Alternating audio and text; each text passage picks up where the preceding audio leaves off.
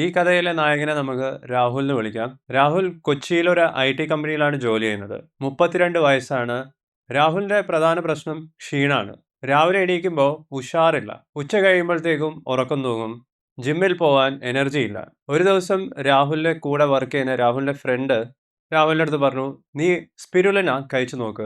NASA ബഹിരാകാശ സഞ്ചാരികൾക്ക് കൊടുക്കുന്ന ഭക്ഷണമാണിത്. സൂപ്പർ സാധനമാണ്. നീ ഇത് കഴിച്ചു നോക്ക്. ഇത് കേട്ട ഉടനെ രാഹുൽ ടൗണിലുള്ള കടയിൽ പോയി സ്പിരുലിന വാങ്ങിക്കൊണ്ടുവന്നു.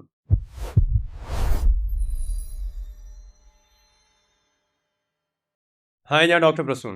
ഭാവിയെ മാറ്റിമറിക്കാൻ പോകുന്ന ഫുഡ് ഓഫ് ഫ്യൂച്ചർ എന്നാണ് ശാസ്ത്രലോകം സ്പിരുലിനെ വിളിക്കുന്നത്.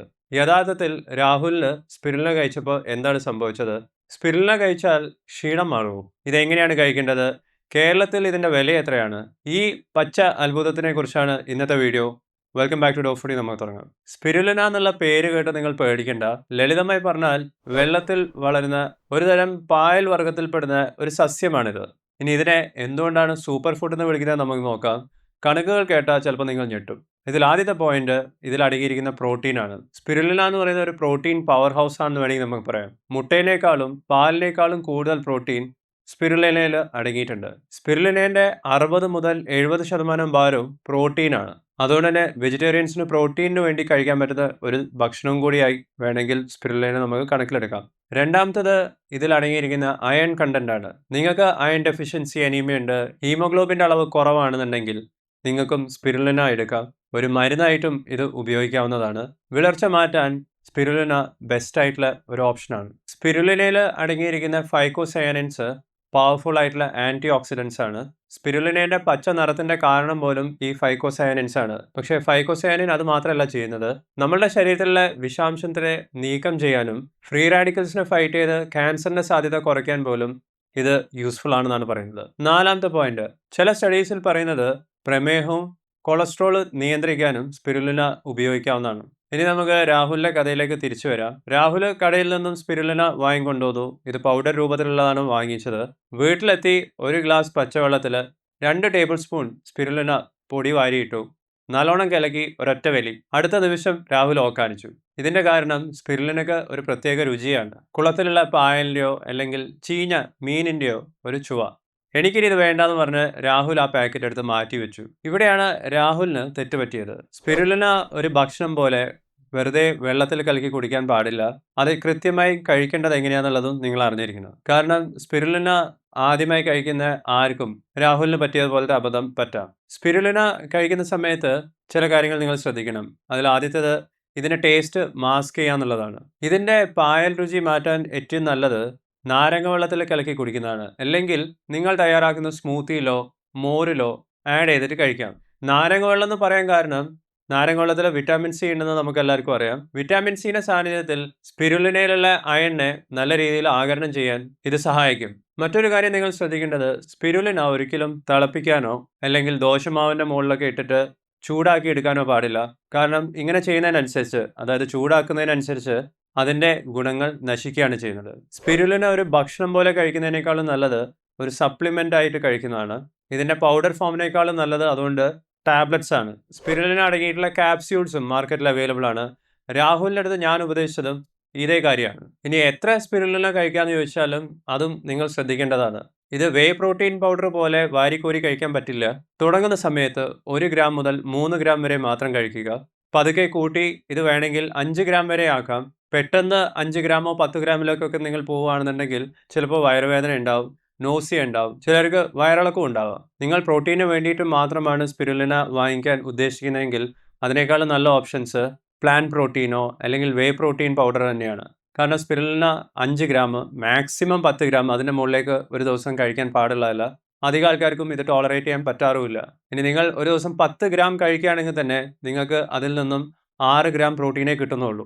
ചില ആർട്ടിക്കിൾസിൽ 30 ഗ്രാം വരെ സ്പിരുലിന എടുത്തതൊക്കെ നിങ്ങൾക്ക് കാണാം. പക്ഷെ അങ്ങനെ 30 ഗ്രാം എടുക്കുകയാണെന്നുണ്ടെങ്കിലും 18 ഗ്രാം പ്രോട്ടീനേ കിട്ടുന്നുള്ളൂ. ഇങ്ങനെ കഴിക്കുമ്പോഴും പ്രശ്നങ്ങളുണ്ട്. അതെന്തൊക്കെയാണെന്നുള്ള ഞാൻ പറയാം. ഇതിൻ്റെ ബെനിഫിറ്റ്സ് എല്ലാം കേൾക്കുന്ന സമയത്ത് നിങ്ങൾക്ക് തോന്നും ഇതൊരു അമൃതമാണ്. പക്ഷെ ചിലർക്ക് ഇതൊരു വിഷമായി മാറാം. സ്പിരുലിന കഴിക്കുന്നതിൻ്റെ ചില കോമൺ പ്രശ്നങ്ങൾ എന്തൊക്കെയാണെന്ന് പറയാം. അതിൽ ആദ്യത്തേത് ഹെവി മെറ്റൽസ് ആണ്. ഇത് വളർത്തുന്നത് മലിനജലത്തിലാണെന്നുണ്ടെങ്കിൽ അതിൽ ഹെവി മെറ്റൽസ് ഉണ്ടാകും. ഹെവി മെറ്റൽസിന്റെ ഉദാഹരണമാണ് മെർക്കുറി, ലെഡ്, ആർസനിക് എല്ലാം. അതുകൊണ്ട് തന്നെ സ്പിരുലിന വാങ്ങിക്കുമ്പോൾ വിശ്വസ്തമായിട്ടുള്ള ബ്രാൻഡ് നോക്കി വാങ്ങിക്കണം. FSSAI അല്ലെങ്കിൽ ഓർഗാനിക് സർട്ടിഫിക്കേഷൻ ഉണ്ടെന്നുള്ള കാര്യം ഉറപ്പുവരുത്തേണ്ടതാണ്. രണ്ടാമത്തത് ഓട്ടോ ഇമ്മ്യൂൺ ഡിസീസസ് ഉള്ളവരുടെ കാര്യമാണ്. ലൂപ്പസും റുമറ്റോയ്ഡ് ആർത്രൈറ്റിസും SLE പോലത്തെ രോഗങ്ങളുള്ളവരൊന്നും സ്പിരുലിന കഴിക്കാതിരിക്കുന്നതാണ് നല്ലത്. കാരണം സ്പിരുലിന കഴിക്കുമ്പോൾ അത് രോഗപ്രതിരോധ ശേഷിയെ വർദ്ധിപ്പിക്കാൻ സാധ്യതയുണ്ട്. അത് ഓട്ടോ ഇമ്മ്യൂൺ ഡിസീസസ് ഉള്ളവർക്കാണെന്നുണ്ടെങ്കിൽ കൂടുതൽ ബുദ്ധിമുട്ടുകളുണ്ടാവും. സീ ഫുഡ് അലർജി നിങ്ങൾക്ക് ഓൾറെഡി ഉണ്ടെങ്കിൽ നിങ്ങളും സ്പിരുലിന കഴിക്കുമ്പോൾ ശ്രദ്ധിക്കണം. ഫിനൈൽ കീറ്റോന്യൂറിയ എന്ന് പറയുന്ന ജനറ്റിക് ഡിസീസ് ഉള്ളവർക്കും സ്പിരുലിന കഴിക്കാൻ പറ്റില്ല. പ്രഗ്നന്റ് ആയിട്ടുള്ള ലേഡീസിനും മുലയൂട്ടുന്ന അമ്മമാർക്കും സ്പിരുലിന കഴിക്കാത്തതാണ് നല്ലത്. സപ്ലിമെന്റ് എന്നുള്ള രൂപത്തിൽ തുടങ്ങുമ്പോൾ 1 മുതൽ 3 ഗ്രാം എന്നുള്ള ഡോസിൽ കഴിക്കുക. നിങ്ങൾ 3 ഗ്രാം സ്പിരുലിന കഴിക്കുകയാണെങ്കിൽ നിങ്ങൾക്ക് കിട്ടുന്നത് 1.5 മുതൽ 2 ഗ്രാം പ്രോട്ടീനാണ്. അതുകൊണ്ടാണ് സ്പിരുലിനയെ പ്രൈമറി സോഴ്സ് ഓഫ് പ്രോട്ടീനായി കാണരുത് എന്ന് പറയുന്നത്. ഇനി നമുക്ക് ഇതിൻ്റെ വില നോക്കാം. നിങ്ങളുടെ വീട്ടിനടുത്തുള്ള മെഡിക്കൽ ഷോപ്സിലും ചില ഓർഗാനിക് കടകളിലും സ്പിരുലിന ലഭ്യമായിരിക്കും. ടാബ്ലറ്റ്സിന് 100 എണ്ണത്തിന് ഏകദേശം 500 രൂപ വരെയാണ് വില വരുന്നത്. ഇനി പൗഡറിനാണെന്നുണ്ടെങ്കിൽ 100 ഗ്രാമിന് 300 മുതൽ 600 രൂപ വരെ ബ്രാൻഡിനനുസരിച്ച് മാറ്റം ഉണ്ടാവുക. സ്പിരുലിന വാങ്ങിക്കുമ്പോൾ റിവ്യൂസ് വായിച്ച് നോക്കുക. വില കുറഞ്ഞത് തിരഞ്ഞെടുക്കുന്നതിന് പകരം ക്വാളിറ്റി ഉള്ളത് നോക്കി വാങ്ങാൻ പ്രത്യേകം ശ്രദ്ധിക്കണം. രാഹുൽ എൻ്റെ നിർദ്ദേശപ്രകാരം പൗഡറിൽ നിന്നും ടാബ്ലറ്റിലേക്ക് മാറി വീണ്ടും സ്പിരുലിന എല്ലാ ദിവസവും കഴിക്കാൻ തുടങ്ങി. ആദ്യത്തെ ഒരാഴ്ചയിൽ രാഹുലിന് വലിയ മാറ്റമൊന്നും തോന്നിയില്ല. പക്ഷേ 2 ആഴ്ച കഴിഞ്ഞപ്പോൾ രാഹുലിൻ്റെ ക്ഷീണത്തിന് ചെറിയ മാറ്റങ്ങൾ കണ്ടു തുടങ്ങി. ഉച്ചയ്ക്ക് ശേഷം കുറച്ചും കൂടി എനർജി കിട്ടുന്നത് പോലെ രാഹുലിന് അനുഭവപ്പെട്ടു. ഇപ്പോൾ രാഹുൽ മുടങ്ങാതെ സ്പിരുലിന കഴിക്കുന്നുണ്ട്. രാഹുൽ മനസ്സിലാക്കിയ ഒരു കാര്യമുണ്ട്. സ്പിരുലിന കഴിച്ചുകൊണ്ട് മാത്രമല്ല രാഹുലിന് എനർജി കിട്ടിയത്. സ്പിരുലിനെ വെറും ഒരു സപ്ലിമെന്റ് രൂപത്തിലാണ് രാഹുൽ കണ്ടത്, ഒരു ഭക്ഷണമായിട്ടല്ല. രാഹുൽ ഡയറ്റും ഉറക്കവും ജീവിതശൈലി മാറ്റിയതനുസരിച്ചിട്ടാണ് രാഹുലിന്റെ എനർജി ലെവൽ കൂടുന്നതായിട്ട് രാഹുലിന് അനുഭവപ്പെട്ടത്. സ്പിരുലിന നല്ലതാണ് ഒരു സപ്ലിമെന്റ് എന്നുള്ള രീതിയിൽ. പക്ഷേ മോശം ഭക്ഷണശീലത്തിനോടൊപ്പം സ്പിരുലിന കഴിച്ചിട്ട് പ്രത്യേകിച്ച് മാറ്റങ്ങളോ ഗുണങ്ങളോ ഒന്നും നിങ്ങൾക്ക് കിട്ടാൻ പോകുന്നില്ല.